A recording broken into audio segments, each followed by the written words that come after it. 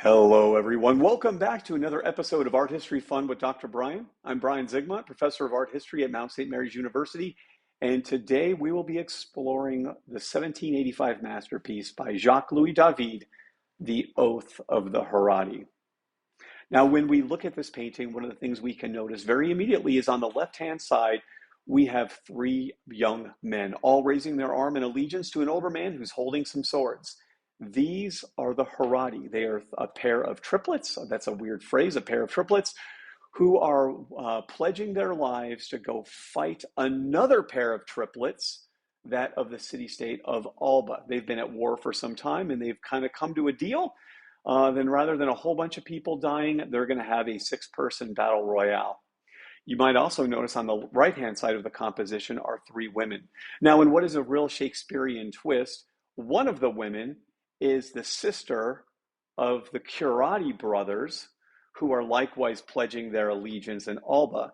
And one of the sisters is one of their sisters, and she's married to one of the Horatii brothers. Now, this painting at its core is about self-sacrifice. It's about laying down everything for the sake of the betterment of your people and your comrades and those who you love, even if you might die yourself. This painting is really a call for self-sacrifice.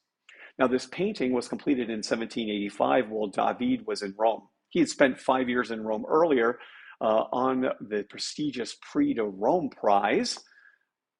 David comes back and the king asks him to make a painting that would be morally instructive, help people live better lives, hopefully in support of the state.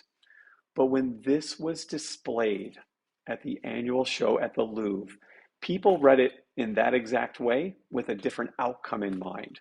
Rather than supporting the king, the people read this as a revolutionary call to arms. These brothers are laying down everything that's good in their lives for the sake of everyone. And this is how people read this. In 1789, the French Revolution starts. And of course, it would be silly to say that a painting caused it, but I think it's absolutely true that this painting very much captured the zeitgeist of the period. In a lot of ways, this story, coming from the classical past, is very much a part of the New Classical period. David goes on to have a spectacular career, trains and influences dozens of artists, and is one of the real highlights of the 18th century. I appreciate you sticking around. Hope to see you next time.